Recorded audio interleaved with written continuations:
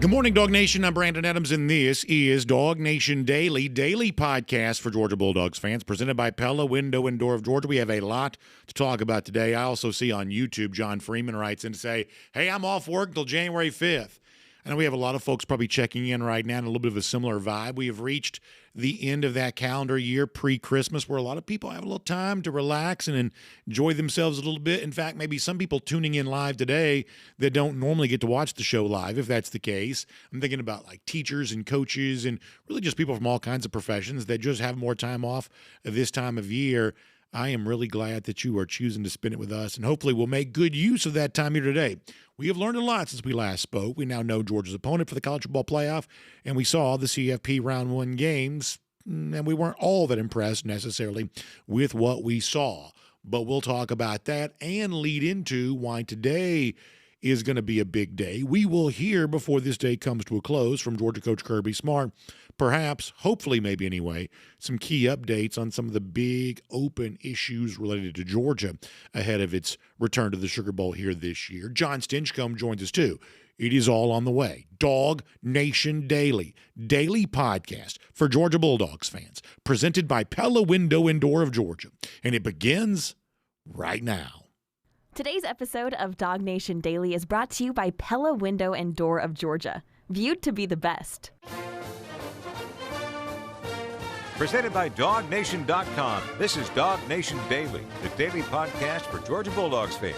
Here's your host, Brandon Adams. A lot has happened since we last spoke. We have plenty of new information here based on the first round of the college football playoff. Most importantly, we now know who Georgia's going to play in the Sugar Bowl on January 1st. And it is essentially the team we always thought it would be. Obviously, Notre Dame had already, Ole Miss, Freudian slip there. Ole Miss had already beaten Tulane badly in the regular season, even without Lane Kiffin. It was expected they would probably do that again. They did. Obviously, the Oxford campus is a lot closer to New Orleans than Athens, Georgia is. So moving towards January 1st in the Louisiana Superdome for this game, we're thinking there could probably be a large contingent of Ole Miss fans on hand.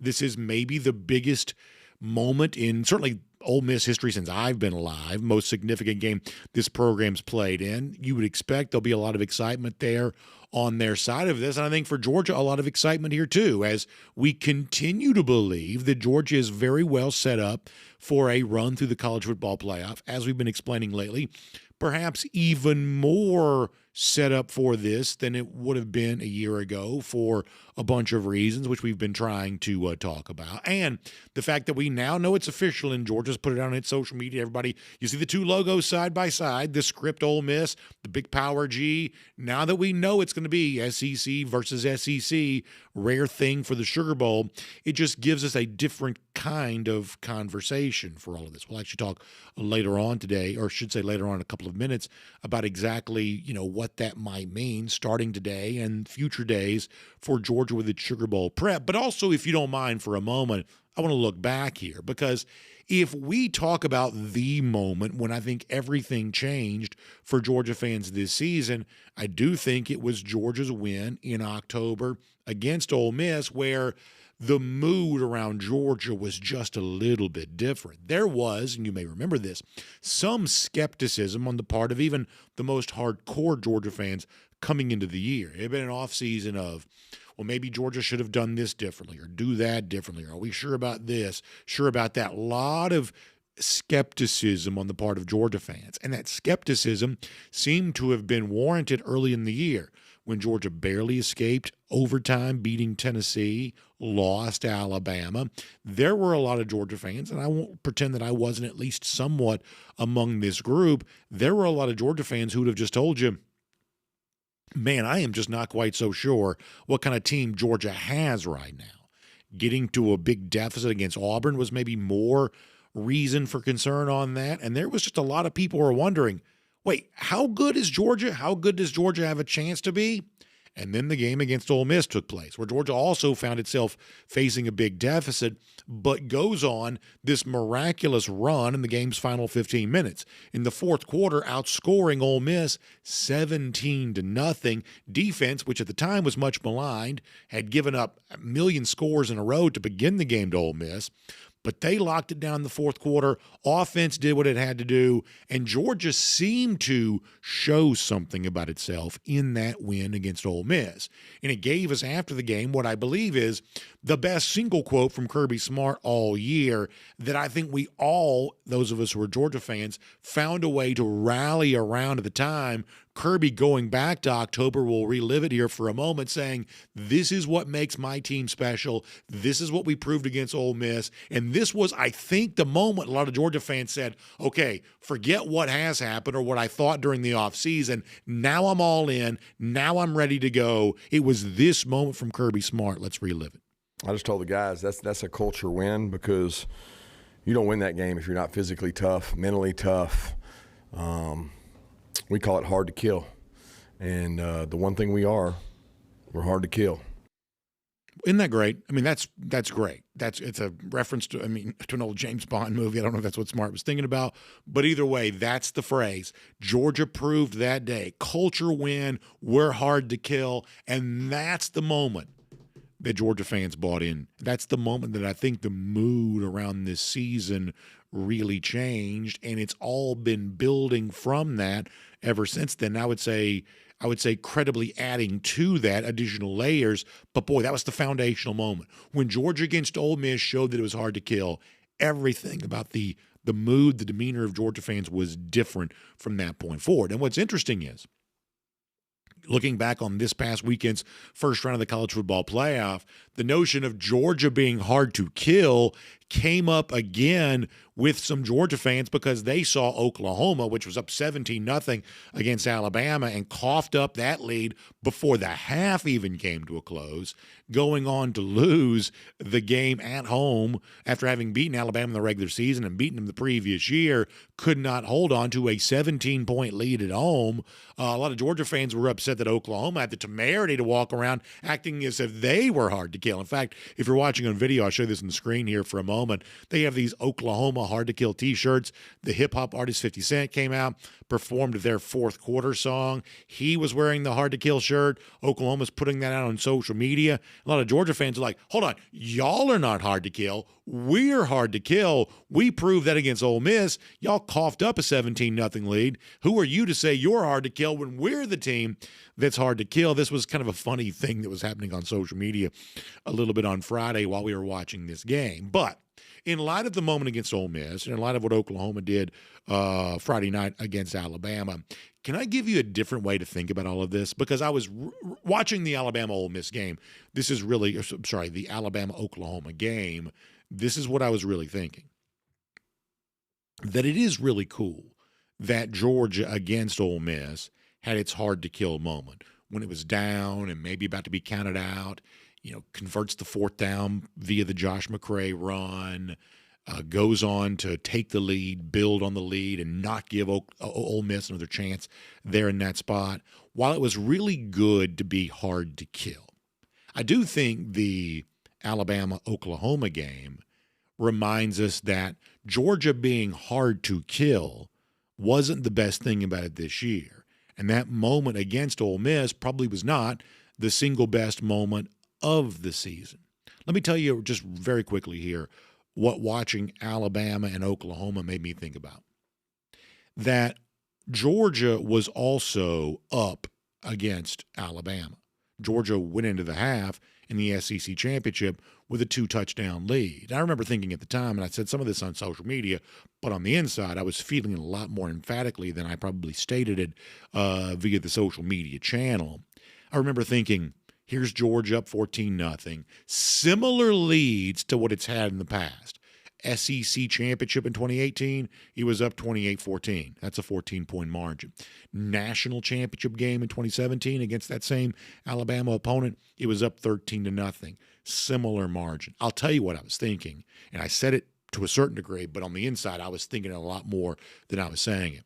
Here is Georgia in a very similar spot to where it's been before and not getting points at the end of the half, that first half game against Alabama in the SEC championship, not getting extra points there.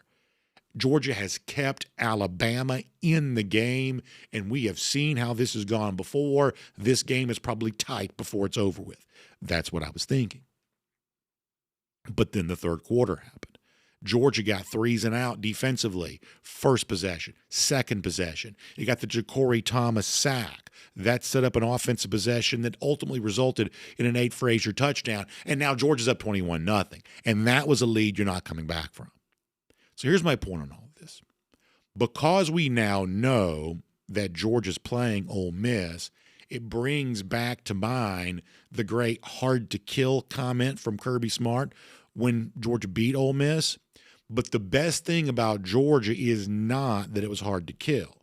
The best thing about Georgia is that it eventually became a hardened killer. That by being up 14, finding a way to go up 21, now you've got the lead that probably can't be come back from, and obviously that day Alabama wasn't able to do it. Conversely, Oklahoma, they're up 17-0.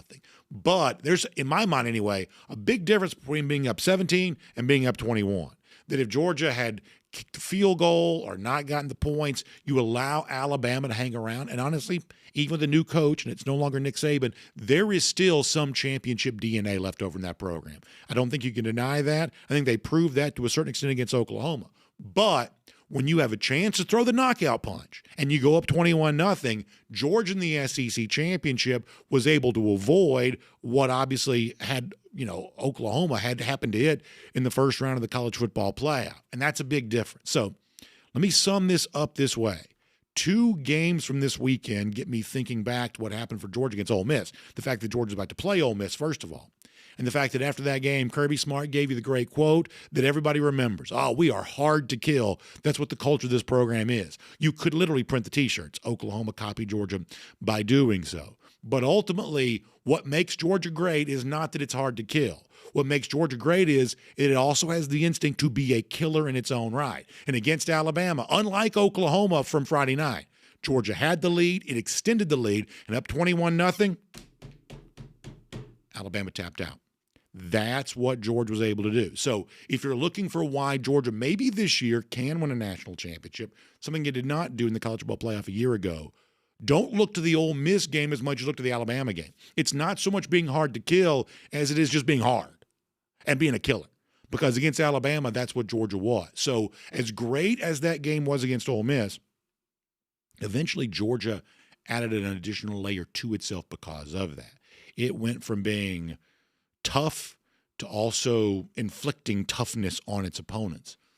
And I couldn't help but think about that this weekend. Really fun to watch those college football playoff games, learning who Georgia's going to play, seeing the team that Georgia just beat. And when you watch how the team that Georgia just beat went out there and found a way to pull a victory away when most folks thought they weren't going to get it after the early deficit, I think it caused you to appreciate Georgia's SEC championship win even more and perhaps believe that SEC championship win as a harbinger maybe for what Georgia can also do in the college football playoff. All right, let me shift gears to something else completely different for a moment because we had a very interesting thing take place this weekend. Speaking of Georgia culture and hard to kill and the DNA that makes Georgia, Georgia, new information comes out for why it was that Texas wanted to hire Will Muschamp. Muschamp most recently had worked at UGA. He's obviously a close friend of Kirby Smart, and in many ways, although probably not an X's and O's facsimile, at least, personality-wise, very, very similar to his good friend Kirby Smart. And that's who Texas has hired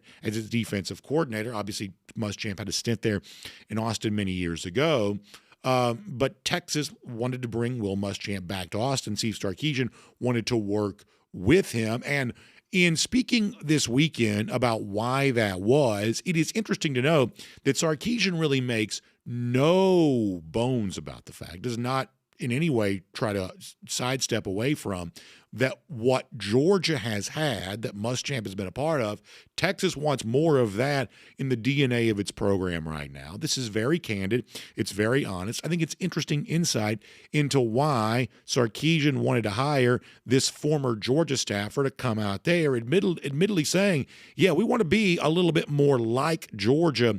This is Sarkisian offers an explanation for why Will Muschamp is now working in Austin, Texas. Take a listen to this. One of the unintended consequences of this is we do get a little intel into the Georgia theme. Now, I think we're going to probably play some of those themes of which they play defensive football too. And so it's not only about, well, how do you beat Georgia? Well, the reality is we're going to get to go against that a lot more in practice, whether you want to call it spring football practice, training camp, summer, whatever that looks like, all of our good-on-good sessions. So can that help us down the road? Hopefully that is one of the unintended consequences. That wasn't the main theme. The main theme was how do we get somebody in here that's going to play our brand, our style of my thinking of how we want to play defensive football, get a guy over there that can really be the head coach on defense and lead these guys and get them to play with the intent, the passion, the physicality that I'm looking for on a weekly basis. But the unintended consequence of all that is, man, I get to go against that every day. Our offense gets to go against that style and that scheme of defense every day, which hopefully down the road can benefit us, if and when we play Georgia again. Isn't that interesting? Now, I'm not happy that Will Muschamp is at Texas necessarily. I'm not also, as I told you on Friday, not necessarily mad about it either. But now that it's happened and we're hearing the reasoning for why, that's a pretty big compliment, I would say, from Sarkisian back towards Georgia of, in so many words, saying, we looked at what made Georgia Georgia and the 3 times they've beat us since we've been in this league. We probably feel like we need a little more of that kind of thing. And I do think it leads you to the question of, well, what exactly is that kind of thing? We heard the clip a moment ago from Kirby Smart saying being hard to kill against Ole Miss proves what the Georgia culture is all about. Sarkisian says, yeah, I need some of this in our practice habits. I need some of this. I need some of that Georgia stuff in what we're doing here each and every day. Thought there was a really interesting article up this morning at on3.com written by Chris Lowe. I'm sure we'll talk more about this week, and I'm sure Kirby Smart will talk more about this when he meets with the media later on today. But it's obviously Smart going back to New Orleans, the place that unfortunately a year ago his father passed away. There was also the craziness of the terrorist attack and things like that, which I still don't think has been talked about enough. But the point is, it's a very emotional story, Chris Lowe, the writer at on3.com. But in the midst of the story, there's also the football part too, in talking about, once again, going back to the notion of being hard to kill, what has made Georgia hard to kill this season. I'm going to just read this off my phone. This is the quote from a story that literally just came out a few minutes ago.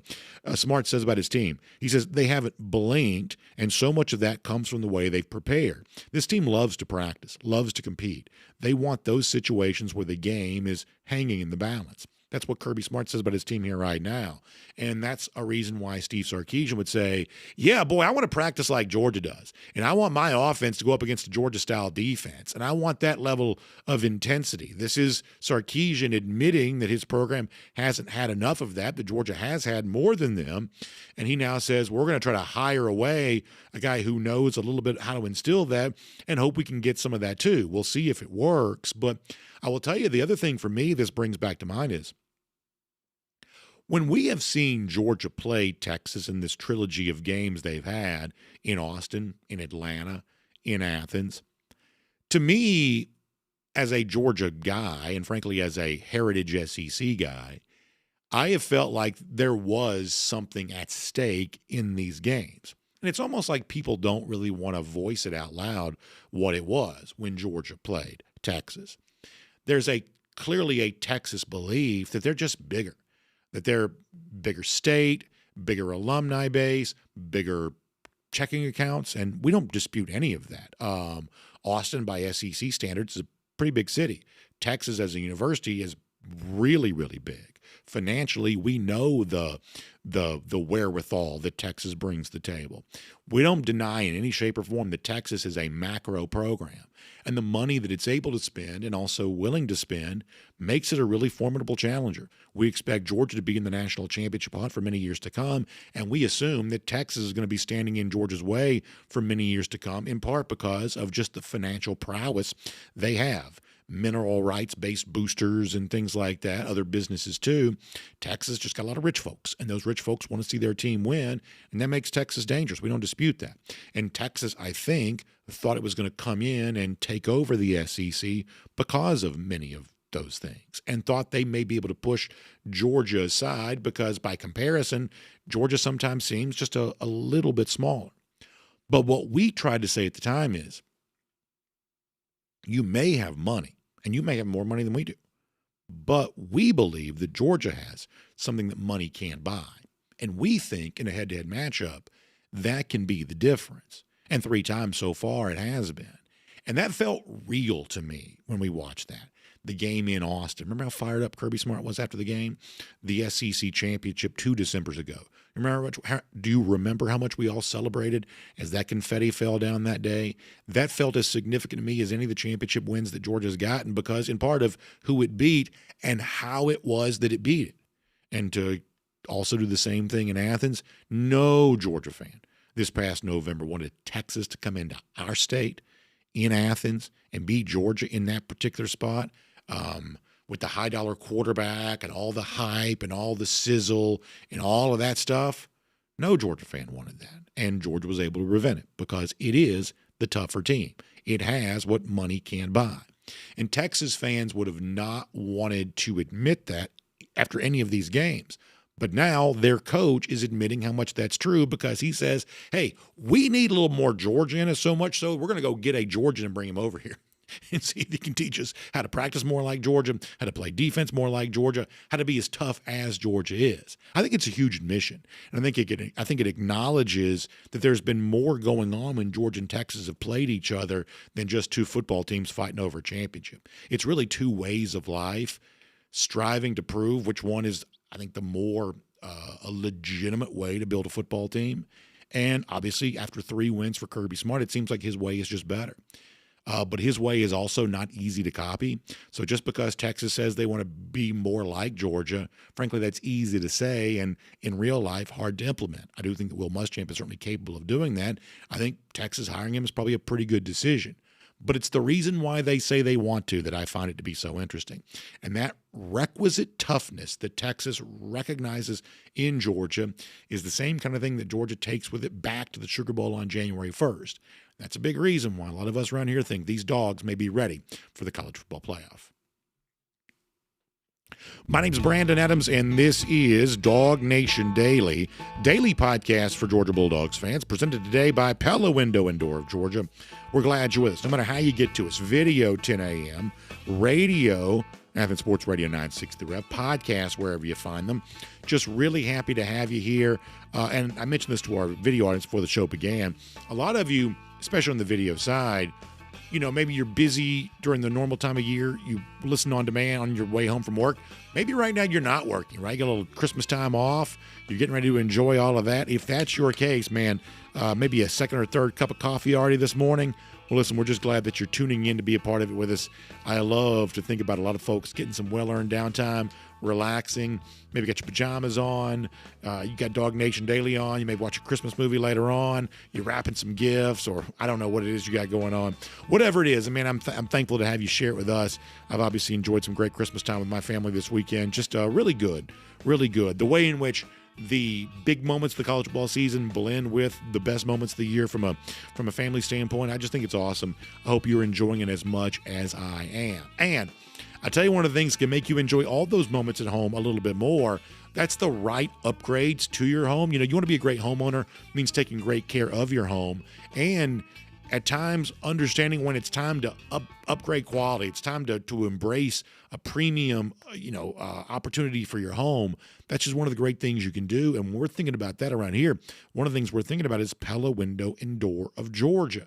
You've got all kinds of weather right now. A little bit of rain, windy, cold, all of that sort of thing. And during a Christmas time of year, of course, you want your house to feel cozy and warm. You want it to feel the way it's supposed to feel. Well, keeping the bad stuff outside your home is one of the best ways to do that. Improperly sealed windows, just, inefficient, not the latest technology, old.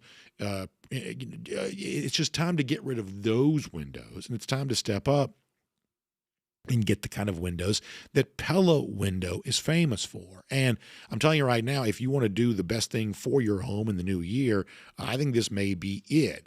Making your home feel good on the inside, looking good on the outside. One of the things we also think about sometimes is the noise. You live next to a busy street. The last thing you want is to hear those trucks rambling down the road or the highway, whatever else. You'd be really impressed at how much these Pella windows can reduce the noise from the outside that you're getting on the inside of your home. You just want it to feel good. You want all of that noisy pollution on the outside. That's what Pella's going to be able to do for you. And by improving your curb appeal, you can also potentially have a positive impact on your resale value too. So a lot of reasons for you to connect with our friends at Pella Window and Door of Georgia. Great savings right now, another reason why. How about 10% off your Pella project and no interest if paid in full within 12 months with no promo payments due? That is what Pella's offering you right now. So check them out online. It's PellaGA.com/DawgNation, PellaGA.com/DawgNation, or give them a call, 678-638-1429.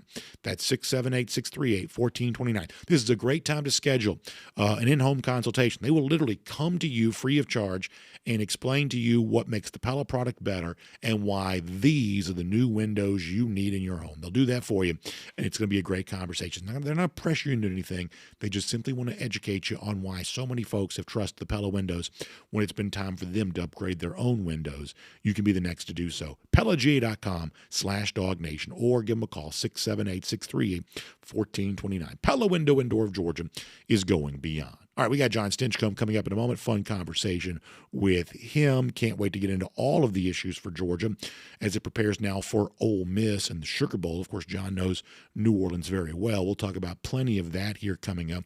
Prior to that, though, let's go around the doghouse, poured today by our friends at Dr. Pepper. Now, speaking of the Sugar Bowl, today, for the first time since it was officially announced that Georgia would be in the Sugar Bowl 2 Sundays ago, we get a chance to hear from Georgia coach Kirby Smart. Press conference day for him. We think there'll be certainly some provocative questions asked. How much of those does Smart want to give definitive answers to? It'll obviously be his prerogative on that one way or another. But nonetheless, I do want to preview some of what we might hear from Kirby Smart today. If you want to go back to that original Sugar Bowl press conference 2 weeks ago, one of the interesting things that came up is at least maybe faint hopes, or more substantial than that, maybe, that wide receiver Colby Young could come back at some point in time during the college football playoff, maybe even as soon as the Sugar Bowl. No doubt some kind of update on that. Smart will be asked about that. So as a lead into what we might hear today, can we go back and revisit what Smart has said about Colby Young's status in the past? Take a listen to this. Anthony, I don't know. I know we went over some injuries today, and his name came up. I think it would be a stretch, and we're so far off. I was not thinking of being able to get him back when the injury occurred in the initial timeline. There has been some optimism with his rehab and his recovery, but it was more for after the initial game if we were able to advance. But again, I don't know. I think we'll find out over the next 20-something days. We'll find a lot more out. So Smart says we'll find a lot more about that 20-something days from now. Well, guess what? It's been, 15 days, and Smart said that. So is there new information, and will Smart, maybe more importantly, will he choose to reveal that to us? I guess we'll probably find out. Not the only injury question we'll be asking about. There's been all kinds of chatter, some of it officially reported, some of it just whispered about, that Gabe Harris is dealing with a turf toe. We've talked to several former Georgia players in the last couple of days about how significant it might be if that is indeed the case. The varying degrees of severity for a possible turf toe. It'll be interesting to see today if Smart does confirm that, yes, it is indeed a turf toe. That step one, does Smart even confirm that? And B, does Smart give any kind of indication of how healthy he might be or not? I think that's a huge topic, just given how important Gabe Harris has been to what appears to be a really, impressive ascent as of late for the Georgia defense. Harris has been a really big part of that. How healthy will he be? It'll obviously be very interesting to see how much Smart wants to acknowledge that. There's also the issue as it relates to Bo Walker and Dontrell Glover, who were arrested on allegations of shoplifting, what that could mean for their status for the Sugar Bowl. Smart would typically say these kinds of things will be handled internally. I don't expect him to say anything different on that today, but he's still going to be asked that question, and it'll be his first time to speak out publicly on that too. So we'll see what he says. We also now know officially who Georgia is playing. It's Ole Miss. We always suspected that's what it would be, but it's a little bit of a different type of conversation. If you want to go back to, upon learning about the Sugar Bowl, getting that confirmation, Georgia knew it would either be Ole Miss or Tulane, and at the time said, listen, we got to do double duty with our preparation. That's no longer the case.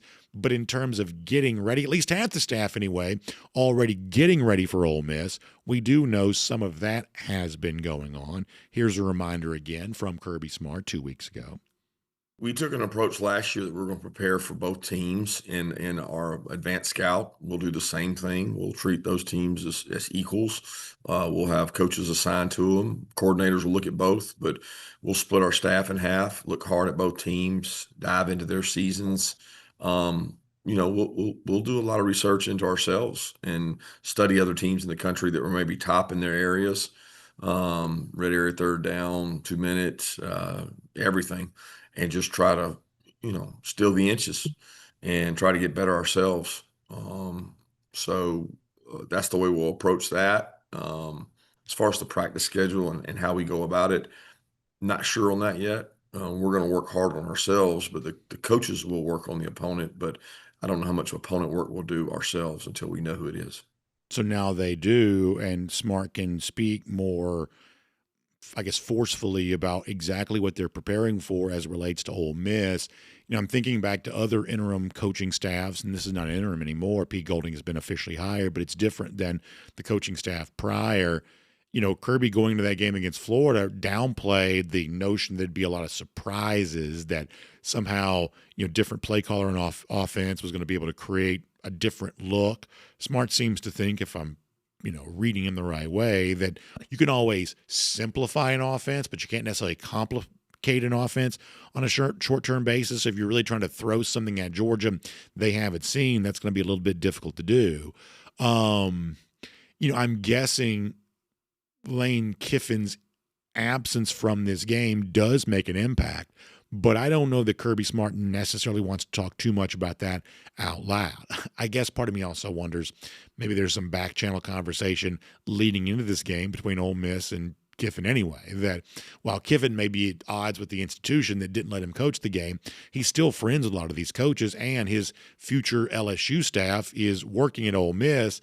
You wonder if the text messages and the lines of communication are going to be open with Kiffin leading into this game. But we're also led to believe that one of Kiffin's most valuable traits is what he was able to recognize in game and obviously communicate through that intercom system in the quarterback helmet. Now you don't have that. Does that make Ole Miss different here? I do think those are some of the things we need to examine as you get closer to the game. We'll see what Kirby Smart has to say about all of that. Smart is also going into the game against Alabama. He downplayed the rematch notion leading to that game. My guess is he probably also downplays rematch here too. But it is at least two teams that have seen what the other side looks like on paper against it. And let's face it, this was also a very competitive football game the last time these two teams played. And that is probably the thing that Kirby Smart's going to focus on, that whether it's Lane Kiffin coaching or whether it's Pete Golding coaching, whether Georgia's fully healthy with the entire roster available or somewhat limited, this is still, in the eyes of Kirby Smart, I'm sure, going to be a very tough game to win, and Georgia will have to prepare at its utmost best if it wants the best chance of advancing in the college football playoff. Either way, we'll hear Kirby Smart talking about that sort of thing later on today. So today should be a pretty newsy day. Speaking of news, I've got some pretty interesting news from college football outside the SEC, loosely related to the SEC, that we'll give you here coming up in a moment. But for now, though, let me call that Around the Doghouse. It's poured today by our friends at Dr. Pepper. And, of course, you get ready for the college football playoff and sitting at home this weekend. I loved watching a lot of playoff games, even though, at least half, if not more, were kind of duds. It was still fun to be at home and watching them, and the delicious one-of-a-kind flavor of Dr. Pepper was a great accompaniment for me as I enjoyed them. Sitting on the back porch and watching some games on TV, weather was pretty nice, and some delicious Dr. Pepper was a great way to do that. Also for me, when it comes to this Christmas time of year, I love to get my Christmas cups out and get a little Dr. Pepper poured in that Christmas glass, cold, get the ice. To me, that's a special holiday tradition. I love that during the Christmas time of year. I'm getting ready to enjoy all of that. Dr. Pepper is just a big part of anything that I do. They're also a huge part of what we do here on around the Doghouse as well. So when it comes to college football, when it comes to DawgNation Daily, it's a Pepper thing because that's how much we love Dr. Pepper. Thank you so much to them for being a part of Around the Doghouse. And as you're shopping this Christmas season to get stocked up on everything you need, don't forget the delicious one-of-a-kind flavor of Dr. Pepper in all of the various flavors, whichever one you love the most. It's a great way to enjoy this Christmas and holiday season, and it's a great way to be ready for the college football playoff. So I told you, before we're done, we have interesting late-breaking news involving a couple of pretty big names teaming up in college football, at least reportedly. We'll give you more on that, more thoughts on the college football playoff first round, the dud that was, and who truly is to blame for why this was such a uninspiring event on Saturday evening and night. We'll talk about all of that, but for now, more importantly, Georgia knows who it's playing. Now it's got to get ready for the Ole Miss Rebels in the Sugar Bowl, a lot closer to Oxford than it is to Athens. What does that mean? Let's do that and more with Jon Stinchcomb here right now, DawgNation Daily, presented by Pella Window and Door of Georgia.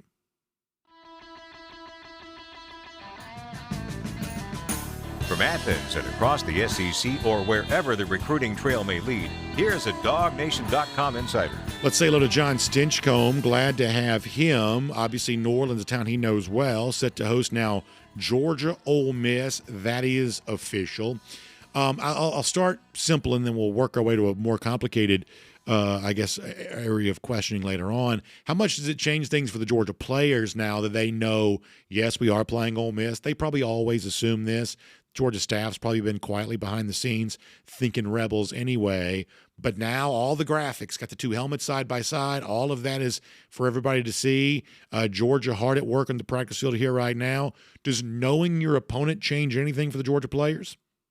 I think it was a safe assumption that the entire team thought it was going to be Ole Miss to begin with. I mean, you look at the matchup, and barring some unforeseen occurrence, which didn't end up happening, the expectation was going to be Ole Miss. And so I think most of the team, whether they wanted to admit it or not, are going to say that Ole Miss was who they expected to see in the Sugar Bowl. I think Coach Smart just hit on in that little clip that you played, one of the biggest advantages of having the extra couple of weeks while Ole Miss was preparing for Tulane. They had the opportunity for self-scout and also look at what's going on across the country and see what other teams do. So, there's an identity. You're not going to change that very much. But what you can do is offensively, what are some different wrinkles that would allow us to get into the plays that we like, that we've seen from other teams that, very rarely during season do you have time to kind of take a breath, zoom out, and cherry pick different motions, different personnel groupings, different ways to get into packages that Georgia has been reliant on, and maybe they can throw in some new wrinkles. Same thing serves on the other side of the ball. So from defenses, what can we see that other teams have done to limit certain packages that offenses are throwing at you? So Ole Miss is you go back to that first Georgia Ole Miss game, they're pretty efficient offensively, right? I mean, score, ended up each series with points on the board to start the game. So they had the opportunity, Georgia had the opportunity to kind of look at a broader scope, a bigger picture of how other teams have taken away certain things that Ole Miss has done in the game offensively. So I think that's a huge advantage for Georgia. Obviously, getting players healthy helps, but for the players, I'm pretty sure that they were expecting it to be Ole Miss with the outside chance that, strange things can happen and maybe it's Tulane, but I don't think this was a surprise to anyone. So you've also got the situation where this is probably the biggest game Ole Miss has played, certainly in my lifetime. Oxford is a lot closer to New Orleans than Athens and Atlanta are. A little easier for Ole Miss fans to get there. They may be more motivated to go there. Georgia fans have been to a lot of playoff games. You can't afford to travel everywhere. I don't know that Georgia traveled in huge numbers with the fans.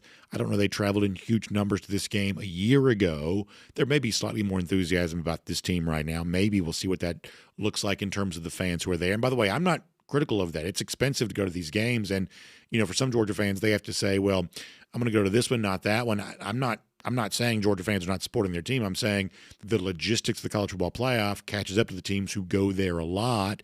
And so you may not see the full contingent of Georgia fans the way that you maybe have seen for some of these games in the past. It's a long way of asking, are you concerned that it's going to feel a little bit like a more pro Ole Miss crowd now for all the reasons I just mentioned? It very well could. And I think you look at the way that the evolution of the college football playoff series and how we've melded that into the bowl series and how it's independent of every other level. Playoff games in high school football are played home and away until the end of the season, where it's played at, for Georgia, it's in the Mercedes-Benz Dome. So you look at it and you've got like that one trip for Georgia fans. The ask potentially could be, we need you to spend a few $1,000s to travel to New Orleans, and then we're going to want you to follow us to Arizona, and then hopefully again to Miami. Well, yeah, there's only so many folks in this world that have enough scratch to say, sure, how many thousands of dollars does it take? I don't really care. We're going to follow the team everywhere. And so NFL's different. You get home and away there. So because of the melding of the bowl series with the college football playoffs, it's created a pretty difficult ask for fans. It's good because we have more games. It's good because it's quality opponents and more sales of the commercial rights and those type things. But for the fan that wants to be in the stadium, it's a real challenge. You're talking about 3 major trips instead of 1, like it has been throughout history. So I think, will it happen? Could you even conceive of a way to kind of eliminate some of these away games for both teams? I think that should be on the table because Georgia is in this situation on an annual basis. It's different. It's different for fans to say, yeah, I can pony up thousands, if not tens of thousands of dollars to follow my team for every college football playoff game every year. That's a huge ask. So it's new for Ole Miss. I expect them to travel well. I expect, you've kind of saved a couple of acorns along the way and stowed them away for opportunities like this. Well, Georgia has done that. And, this is at least 5-6 years at one after the next of having some big trips that you're asking your fan base to travel. So I wouldn't be surprised if that Sugar Bowl is not exactly 50-50 fans split down the middle, but I don't expect an adverse scenario environment for Georgia either. So I want to get in the weeds about something for a minute, and this probably doesn't matter, but I'm still curious about it. When you played there, and obviously folks know you played a long time for the New Orleans Saints, won a Super Bowl as a member of the New Orleans Saints, did you feel like that was a loud stadium? Because to me, the Superdome, and I've been to a lot of these NFL venues, a lot of these dome stadiums, the Superdome is one of the strangest stadiums I've ever been to. When you look up and look at the roof, I don't know why this is. The roof in the Louisiana Superdome looks as big as the Grand Canyon. That stadium is just cavernous.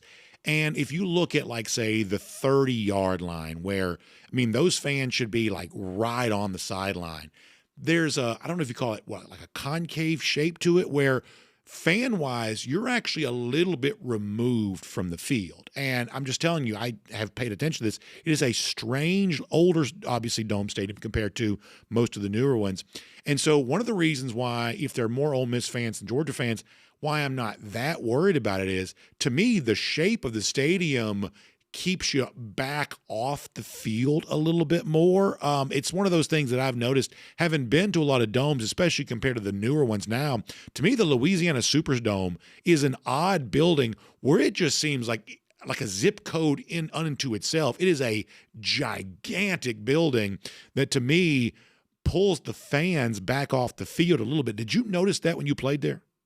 Yeah, that's a very astute evaluation, BA. We just most recently, we went to the Saints-Falcons games in New Orleans, and we sat in an end zone, and you see the space that you're talking about behind both teams' benches.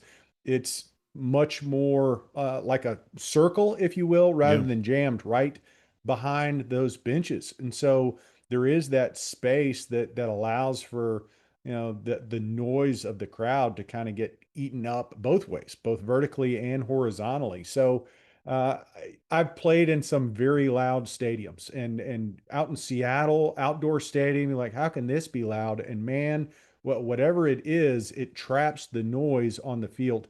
Um, the Superdome can get really, really loud, and it's only, during those seasons for when I was with the Saints, and we were playing at our best and making those deep runs on an annual basis, that every fan was engaged. It was a difficult place to play. Uh, but I think that's the exception to the rule, if you will, in a setting like this where it's a bowl game and you don't have 100% participation for one team, and it's a rabid fan base that gets into the game for every play.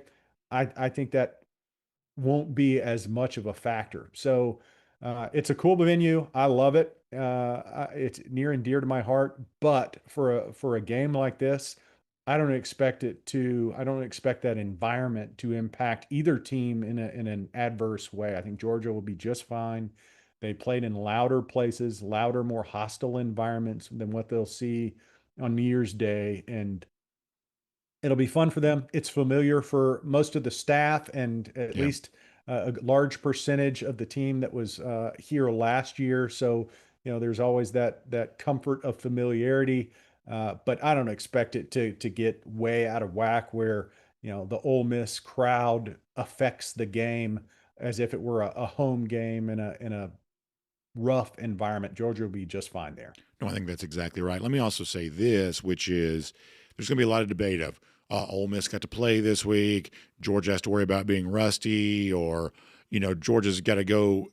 Of all the things that are going to be said, and you touched on this briefly a moment ago, I just want to be very clear. I am very thankful that Georgia got the bye. I am very thankful that Georgia got the rest. I am very thankful that Georgia doesn't begin its playoff run until January 1st. They may lose. I can't guarantee that they won't. But as Kirby Smart said the other day, he doesn't believe they lost last year because of the layoff. I don't think the layoff is a bad thing. I think that's the thing that you want. I think you want the rest. I think you want that chance. Now, Georgia may have gotten a player hurt during the rest, so, the most Georgia thing ever, I reckon. But the point is, there's going to be all kinds of talk about rest versus rust. I am on team rest. I'm glad that Georgia got it. If they lose, it's not because they got rusty, I don't believe. No, I am all for it. I think we needed it. I think it comes at a time where you have the slate of games that Georgia faces, and there's so much wear and tear. I think just player health is a big factor. Obviously, with Gabe's news, that's unfortunate. It can happen at practice. I get it, but the whole rust piece, I'm sure most of the fans tuning in this morning have heard the clips of Coach Smart getting after the team. So I'm pretty sure they're not letting them just sit back and say, we're going to coast through some of these practices. They're trying to make sure that they're staying sharp. And like you, I'd much prefer the opportunity to take a deep breath, look at what we've done all season, where we can accentuate our strengths, see what some other teams are doing, and really hone in on these next opponents that you're going to face to make sure that you're as prepared as possible when you're able to kick that ball off. So give me the rest, give me the time, give me that opportunity to get better when it's not on the line, if you will, and play that extra game. So I think it's to Georgia's advantage that they earned that opportunity. So we've asked every former player about this. Might as well ask you too. If it is indeed turf toe for Gabe Harris, what do you think that means? I mean, it can mean what I'm learning is a wide range of things. But if I ask you for either like the mean, median, or modal outcome here, what would you say that probably is? Yeah, not having a clue as to the degree of turf toe. You're hoping that it's minor and it's just a little strain, but it's also one of those where you're like, oh, it's just a toe. It also ended the career of two of the best offensive linemen that I can think of. Is that right? Jonathan Ogden quit playing the game because of turf toe, and Carl Nix, one of the guards who was the highest paid guard at the time for us, goes to Tampa Bay, gets turf toe, never plays again. So it's not something that you just snub your nose at and say it's nothing. Your hope is that it's minor and you address it. It's not something you want to rush back from, because that's your foundation. And whether you're trying to generate speed or power, it's got to come through the ground. And we expect and need both from Gabe. So hope it's minor. You have no idea the degree of it, and you have to make sure that it heals fully so it doesn't linger. And when he's able to come back, that he can do so as the player that we've come to expect. And he's one of those guys that it was a different impact, made a different impact towards the end of the season than he did at the beginning of it. And it shows the work that he was putting in and just the development of the team.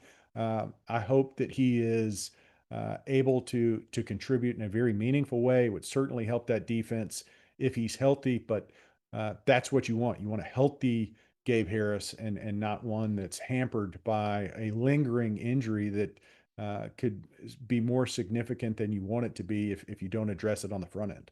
Obviously, there's the issue lingering between Bo Walker and maybe more importantly, Dontrell Glover, because he started along the offensive line.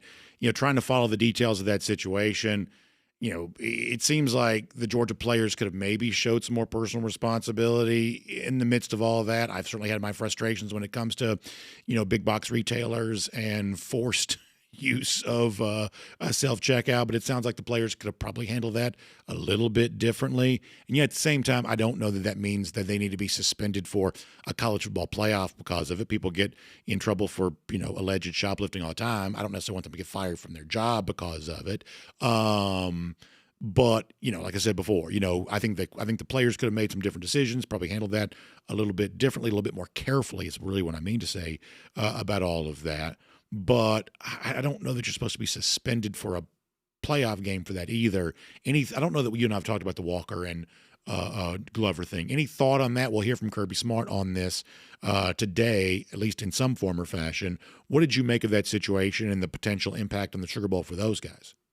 Yeah, it's not something that I would brush off. And first, let me begin by saying I think we're all capable of checking out items in a self-checkout lane. So for those that would excuse, they just missed a couple of items, if that is the case, I don't know the details. I haven't seen the film. I haven't seen security footage of how it went down, and was it self-checkout, and was it just a harmless mistake, which, if I'm being candid, that seems hard to believe. And even though it's paper towels and paper plates and Febreze or whatever it was, cleaning items, that's not a big deal. Well, that is kind of a big deal. So I would expect Georgia to have a meaningful response.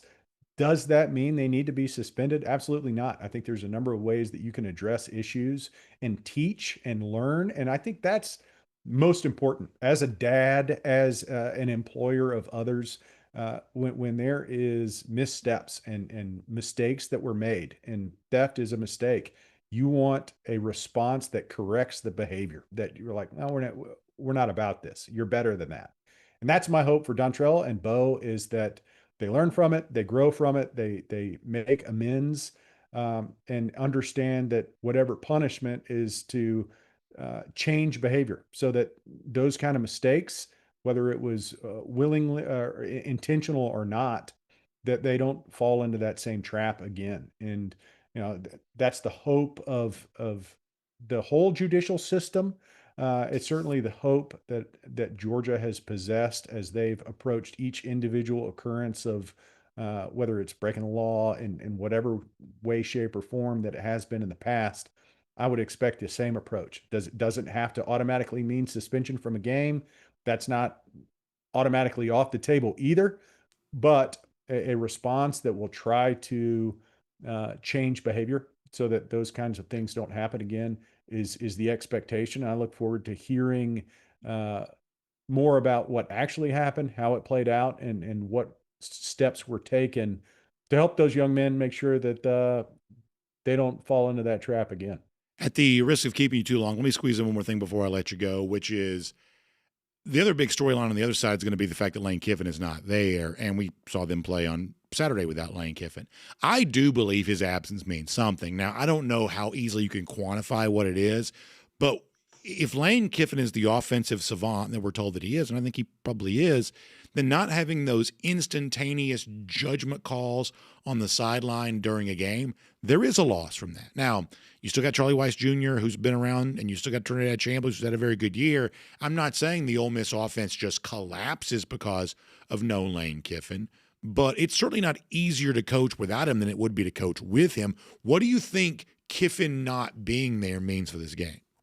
Yeah, Charlie Weiss has been calling plays all season. So there is that piece of it where I don't want to attribute too much to Lane.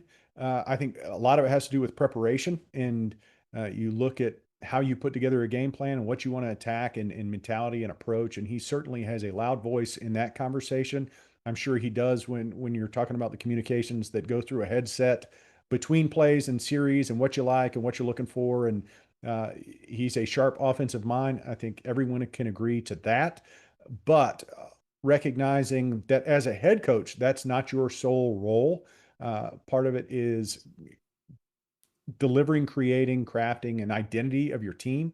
And when you lose your head coach, even though you had someone in-house that has stepped into that role, there's familiarity there. There is a change. There's a change in the building. And sometimes that starts to show in those crucial moments. And it's hard to say what that will look like because Tulane didn't provide a lot of stress for this Ole Miss team. And we didn't learn a lot from that first game without Lane Kiffin on the sidelines and in that week's of preparation that led up to that game. I think we'll find out a lot more when they face Georgia. It's one of those where I wouldn't want to have a head coach change. No one would. And it is a huge challenge when you talk about identity and in those moments of defining character and identity for a team, how they're going to respond. We don't know that yet. And so, I'd much rather be a Georgia fan every day of the year.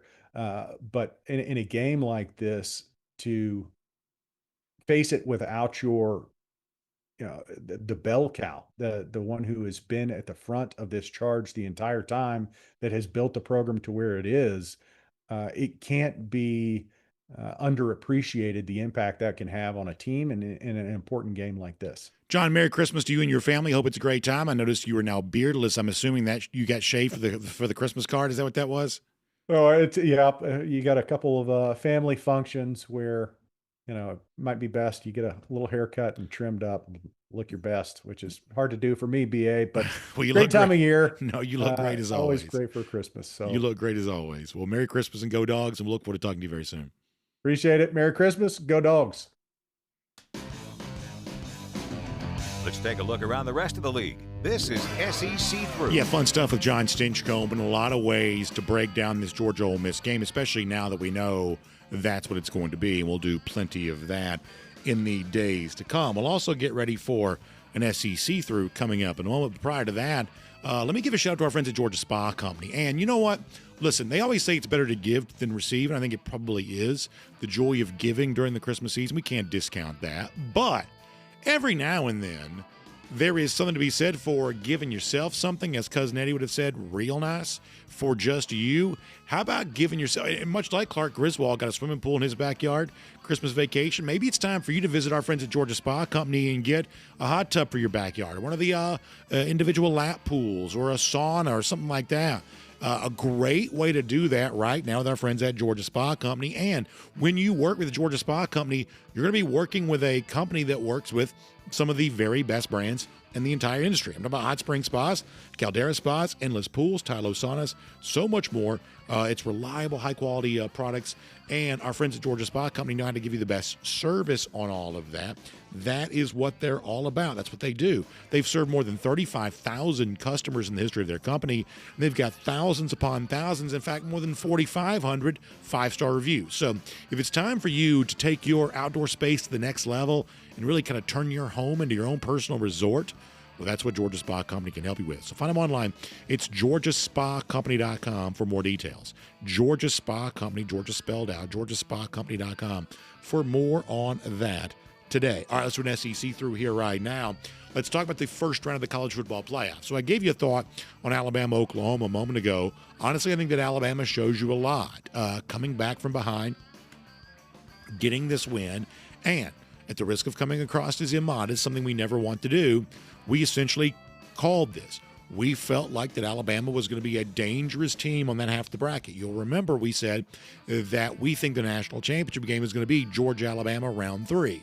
We said that 2 weeks ago when everybody was the most down on Alabama. So the fact that Bama played better against Oklahoma than it had been playing, not a huge surprise to us. I think the reason why is also worth bringing out here, that individually Alabama just has a collection of talent that most programs can't really match. And we're going to find out if Indiana's able to match that. Look at Jeremy Bernard going up and getting the David Tyree style catch that sets up the big touchdown for the Crimson Tide. That's just the individual star power that a team like Alabama can bring to the table. Not a surprise they were able to get that win. A&M Miami was obviously a hard watch. There wasn't much offense there. Look, Carson Beck gets the playoff win. I'm not really quite so sure there was much to be said about Beck in this game. Miami does have a really good defense. That's what we felt like was their best unit all year long. The freshman receiver, I know he has the weird moment. He comes back from that. I think he's really good too.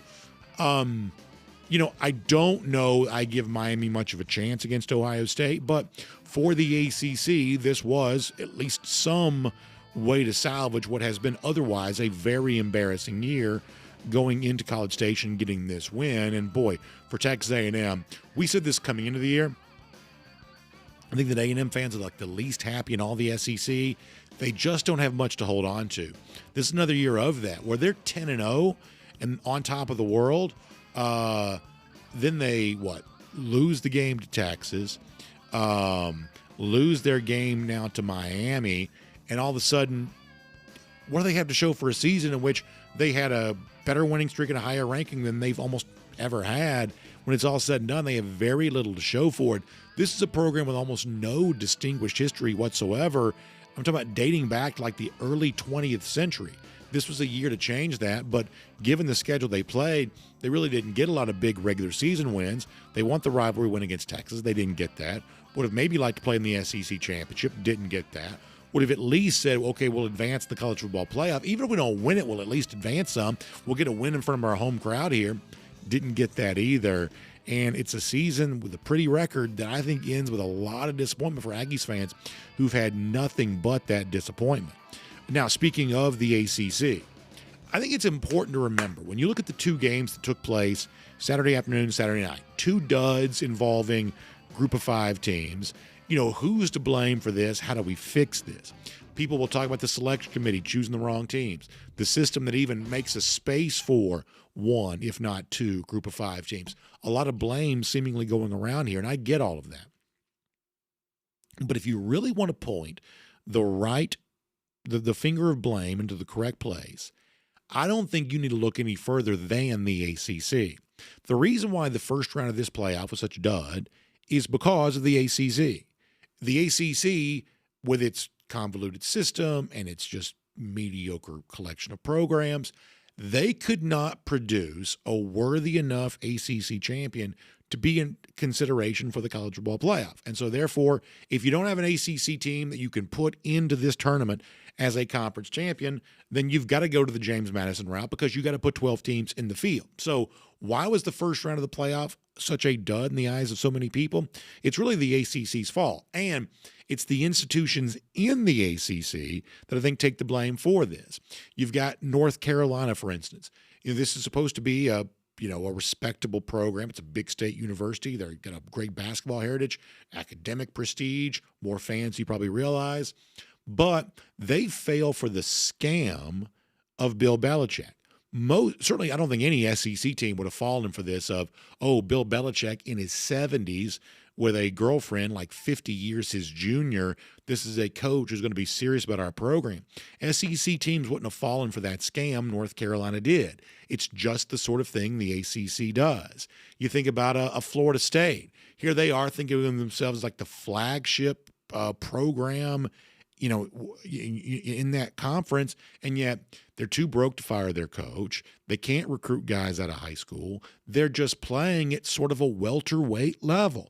This is supposed to be one of your big boy programs, but honestly, almost any action they take would certainly not suggest this is a program that Bobby Bowden once made into a household name. Think about a Clemson holding on to this rigid definition of how to put a roster together. And listen, Georgia's not very transfer heavy either, but Georgia will go out and get the Zachariah Branch and the Zion Branch every now and then. You think Clemson wouldn't be better with the Branch brothers on its roster? But to hear Dabo Swinney talk about it, he doesn't seemingly want any kind of transfer whatsoever. So when you've never exactly burned the candle at both ends in terms of the total number of recruits you've signed, now you're not taking transfers either, your roster is not going to be as good as your competition. It's just not, full stop. I'm all about adhering to principles, but if you define your principles in such a rigid and narrow way, then you're just asking for trouble, and obviously that's what has befallen Clemson as of late. And you can go up and down the list of the ACC should just be better than this. At least it thinks it's supposed to be. But when it is such a joke of a conference that's got league teams next year not even playing the same number of conference games, when it's such a joke of a conference, college football's attempt to be a national sport with representation from the entire country in the college football playoff, you can't get that because the ACC doesn't try hard enough. And that's what it comes back to.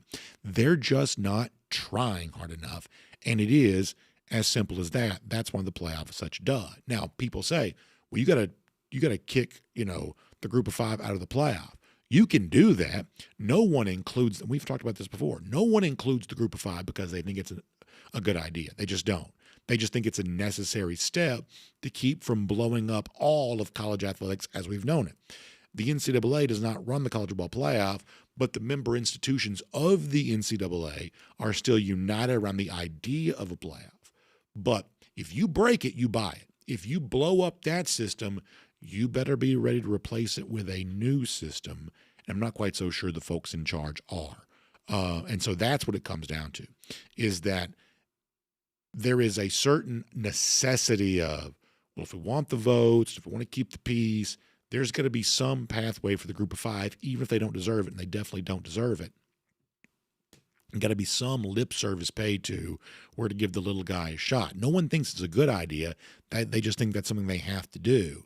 And if you say, well, they no longer have to do it, then you better be ready to talk about what the next version of college athletics governing structure is, because this whole thing falls apart, including, by the way, the beloved March Madness.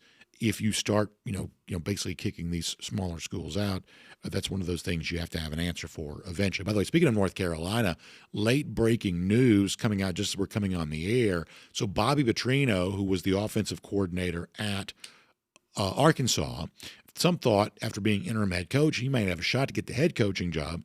Ultimately, they go in a different direction, bringing in Silverfield from Memphis. Petrino on the open market has now been hired by Bill Belichick at North Carolina. So I don't know. I'm going to save all potential jokes here and just give you the news straight that Belichick has hired Petrino as a way of upgrading their offense. So that's a signal that Belichick expects to be at North Carolina next year and wants to get better offensively doing it. The one thing we know is Petrino can coach. He can coach offense. So you can say whatever you want to about him other than that, but he can coach offense. And, maybe this will be a little bit more buttoned up and professional looking version of North Carolina than it was this year. Petrino can certainly help with that if it's not exactly the, the easiest sell from a press conference standpoint. But nonetheless, Petrino reportedly going to North Carolina to work with Bill Belichick. Let me give you a couple of other stories here really quick. First of all, Ashton Daniels, the Auburn quarterback who played a good bit this year once Jackson Arnold was eventually benched. Daniels, we assume it's Deuce Knight's era set to begin at Auburn. Daniels now going to the transfer portal. A guy who's played like this will probably get some attention. Obviously, he was also formerly of Buford, so got some ties here, to this part of the country too. So perhaps no shortage of suitors for Daniels, a guy who at least played. You can decide for yourself how well you think he played, but he at least played some for Auburn this year. Looks like Daniels going to the transfer portal now. And it certainly seems like you've even seen guys like Mike Garafolo reporting about this, the big fancy NFL reporter. It sounds like it's getting real between Marcus Freeman and the New York Giants. at least in NFL circles, this is big and being taken seriously, that Freeman could leave Notre Dame to go to the NFL. And obviously we're a lot more pro college football than we are NFL. So Freeman leaving Notre Dame to me is a much bigger story than who becomes the next Giants coach for the next 2 years when they move on to somebody else. Lot bigger deal that Freeman would be leaving college to go to the NFL because he has figured out college football in a way that no Notre Dame coach has since basically Lou Holtz. So certainly interesting that this is becoming a more substantial rumor to the point now where the most well-known NFL reporters are also talking about it. Freeman has found more success than Brian Kelly, has figured out the recruiting part of this, made their team into the kind of team that was capable of beating Georgia, even if with some extenuating circumstances in last year's Sugar Bowl. Obviously, it goes without saying that Notre Dame fans will be watching this very closely because if they lose Marcus Freeman at this late date, there is not another easy Marcus Freeman out there for them to hire. This would be a big deal, although it is just whispers and rumors and to a certain extent reports here right now, but it seems like it's getting more substantial. Freeman to the New York Giants, that story doesn't seem to be going anywhere. And by the way, Michigan seemingly no closer to hiring a coach today either. So big news on the coaching front. We'll continue to watch all of that, and we'll make that your SEC through. And as we say goodbye today, a couple of fun golden shoes for you. We've been honoring folks who've been spending so much time with us on video and our podcast here this year. In fact, let's show you one here. It's going to be hard to outdo this. We'll give a golden shoe here. How about this going to Cody? He's at DSGB Dogs on X. He is in our top 0.1% of viewers for the year, watching 454 videos. Cody, that's an amazing thing. He also gives me the hashtag Gator Hater as he shares that. I love a good Gator Hater. I certainly love someone who's been that loyal to Dog Nation. Cody, sincere thanks to you, and we'll give you a golden shoe for spending so much time with us in 2025. We greatly appreciate that. Best Christmas gift I could get. Thank you so much for that. I also want to show you this there as well. A follow-up on a golden shoe we've given you before. Heather Leo, who's Jack Leo's mom. Jack's worked with us at Dog Nation, does a great job covering high school football now. Sharing this from baby Lucas, who I believe lives in Australia, if I've got that right. Baby Lucas learning to sing Go Dogs. Can we hear baby Lucas on that? Do we have the audio on that? Maybe we don't. I don't think we do, but yeah, baby Lucas learning. Here we go. Do it, Lucas. Go. Go and say it. Go Dogs. There you go. Baby Lucas learning how to do that. Listen, we love to see young kids being raised up right. We've seen a lot of that here lately. And Heather nice enough to share that. So we'll give a golden shoe to her, baby Lucas, and the entire Leo family here, teaching those kids how to say go dogs. No better way to raise them than when it comes something like that. Because better they say that than some sort of gator chomp or something along those lines. And by the way, speaking of those lousy, stinking Gators, been a long time since Florida's beaten Georgia. How about 1,871 days? That is our Gator Hater updater. Y'all have a great day. We'll be back tomorrow. Quick schedule update here, by the way, too. So we are obviously live here today, live tomorrow. Wednesday and Thursday, Christmas Eve, Christmas Day. We'll go dark to celebrate the Christmas season on both those days. We will have a show on Friday. It will be pre-recorded. We'll tell you more about that as we get a little closer to it. And then on the other side of that, it is like full go DawgNation Daily on its way to New Orleans for a big week of shows in NOLA, getting ready for the Sugar Bowl. So weekend in Athens, a lot of coverage there, a lot coming up. So normal show tomorrow, Christmas, and then getting ready for the Sugar Bowl on the other side of that. We appreciate you being with us for it. And we will see you back here tomorrow. DawgNation Daily, presented by Pella Window and Door of Georgia. We'll look forward to talking to you then. And on video, time now for the R.S. Andrews Cooldown. R.S. Andrews is the one you turn to for your air conditioning, heating, plumbing, electric needs. They show up on time. They do the work that's promised, the price is promised. You can trust them on all of that. All right, I've got some personal stuff I've got to do today, which means we're going to go a little rapid fire in the comments here for a moment. And we'll try to do a longer comment tomorrow. The voice is a little bit better today than it was last week, interestingly enough. I don't really know why, but I couldn't help but notice that it was a little bit better. But I got some personal stuff today. So we're going to rock it through a couple of comments and then be ready to go after that. G. Gray says he wishes somebody would hire Ryan Grubb. So apparently our resident Alabama fan not happy with Grubb.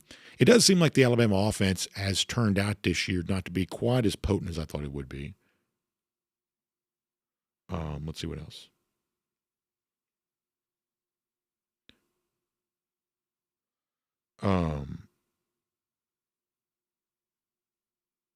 By the way, Spencer Clark, shout out some congratulations to Devin Gales. You remember Gales, who was, had a very tragic football injury in a game years ago, has been around the Athens area, but really been, almost adopted by the university and the Georgia football program, now graduated from college. That's a great thing to see. The support that Georgia has shown from him has been a really, really beautiful thing. And Devin's own resilience through all this has been, I think, beautiful too. Hunter L95 says, I don't think that Freeman would be a good NFL coach. Yeah, I won't pretend to know that one way or another, but I do think that Marcus Freeman really understands college football. The roster construction part of this, I think he really understands it. There are plenty of guys who might be able to succeed in the NFL that would not necessarily know how to do this in college football. Bill Belichick, perhaps the most perfect example of that. I think, man, I don't know. If you've got college football figured out, I think that Freeman's among the best coaches in the sport. I don't have a problem saying that. Boy, you've got to really want to be in the NFL to walk away from a chance to have real success at Notre Dame. Let's see what else.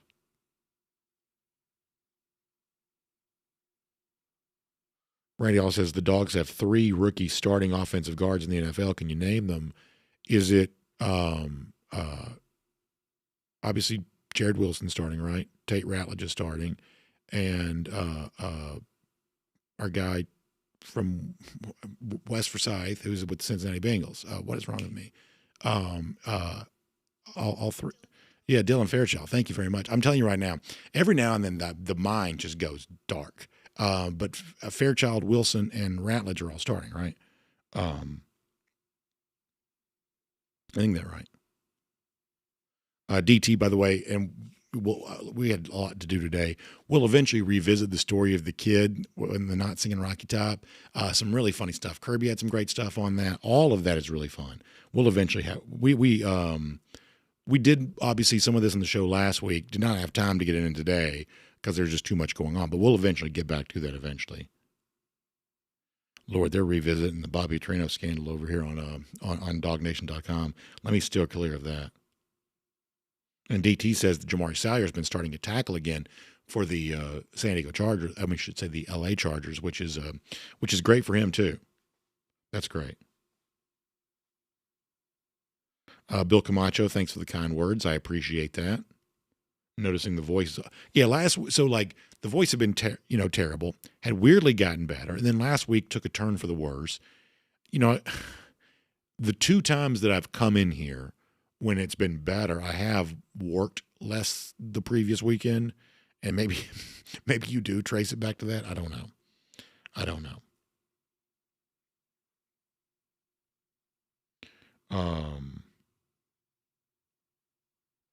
Let's see what else.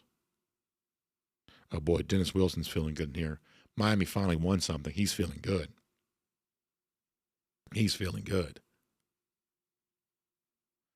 Mr. Wise likes calling the dogs with the Aussie accent. Yeah, that's a fun thing. Brett Thorson knows a little something about that, right? All right, let's go to Facebook for a moment. Like I said, we'll try to do a longer chat tomorrow to take R.S. Andrews Cooldown to take you into the Christmas season. Let's go to Facebook for a moment. But a little quick here today. Joseph Kennedy enjoying the Gators being home for the holidays.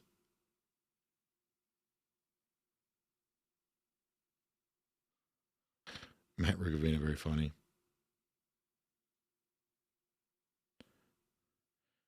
Our good friend Kathy's in here having fun. I'd love to see her.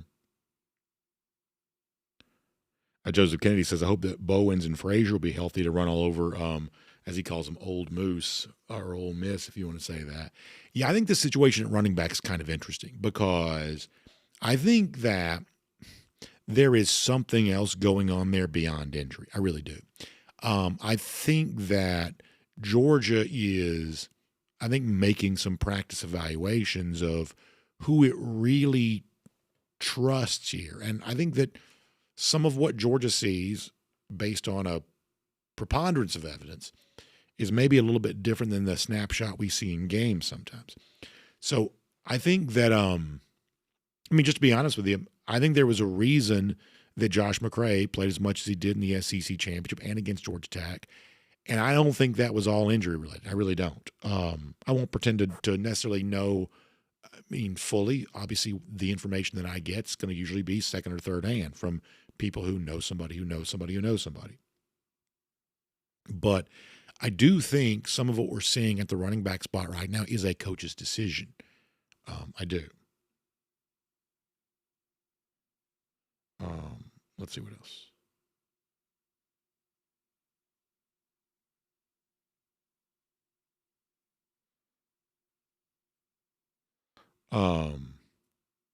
By the way, Kathy writes in to say, I hope you can heal up totally, BA. Good vibes, healing thoughts, and prayers heading your way. Well, Kathy, I'll take all of that from you. I appreciate that. Yeah, we're well on our way. Listen, once this season finally comes to an end, and my gosh, I hope it's February, but once it finally comes to an end, we're going to have to take some steps. What those steps are, I think that's still being determined, but we're going to have to take some steps at that point. I do.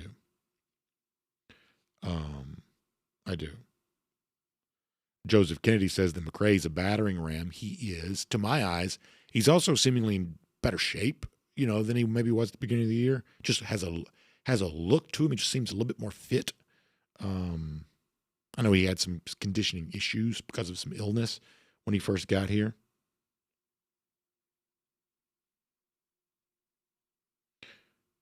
Let's see what else. Matt enjoying me, as he says, dunking on Dennis. Gary Holt says, I just want to wish everybody a Merry Christmas and hope each and every one of you have a blessed Christmas and remember the reason for the season. The greatest gift ever given. Gary, appreciate you weighing in today. Thank you so much for that. I appreciate that. AVA Pop Culture also writes in to say, Merry Christmas and go Dogs to BA and all of Dog Nation and dog fans everywhere. AVA, I appreciate that from you too. Thank you very much. Lance D liked Roderick Robinson in at fullback.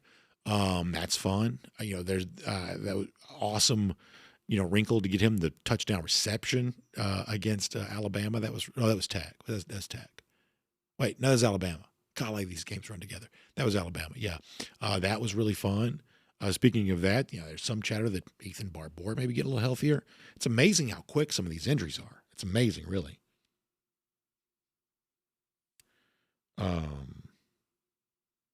Talking Rock says the Walmart issue is being over-talked about. It's not really, the reason why it comes back up today is because Kirby Smart will talk about it. That's the reason why it comes back up today. But people are going to talk. People are going to talk. But what's important is, even if we feel like we know what he's going to say, is that Kirby Smart will discuss that today.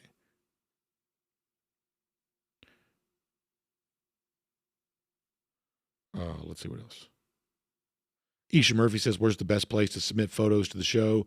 Well, the easiest way for me to see them is through X. That's the easiest way for me to get them. If you email them, a lot of people tell you, I'm the worst email guy in the world. I'm not very good at email. Even the people who work with me will probably attest to that. So you can email them, but I'm not always just the best email guy.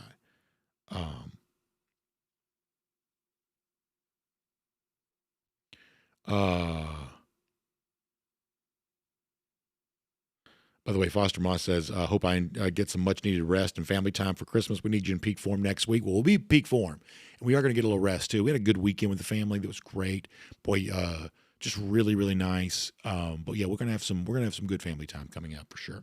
Some very good family time. Thank you for that. And then, I promise you, Game Face is going to be on for New Orleans. I am ready for it. Ready for it.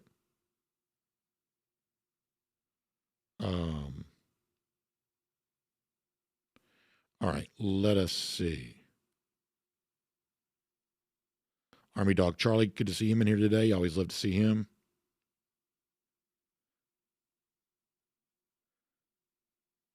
Randy Hall says maybe we'll get that chortle button in the future. You never know. You never know. You never know. All right, we're going to go for now, though. Y'all, thanks a lot for being here. We'll be back live tomorrow, and then we'll be off on Christmas Eve, Christmas Day, and then a little bit of a modified schedule leading into our time in New Orleans, and it's going to be hardcore coverage of everything happening as the Dogs get ready for Ole Miss in the Sugar Bowl. What a game that's going to be. Y'all check out RS Andrews online, rsandrews.com, for your air conditioning, heating, plumbing, and electric needs. They show up on time. They do the work that's promised, the price is promised. You can trust them on all of that today, including getting your heating system ready to go, plumbing emergencies. Don't let a plumbing emergency ruin your Christmas season.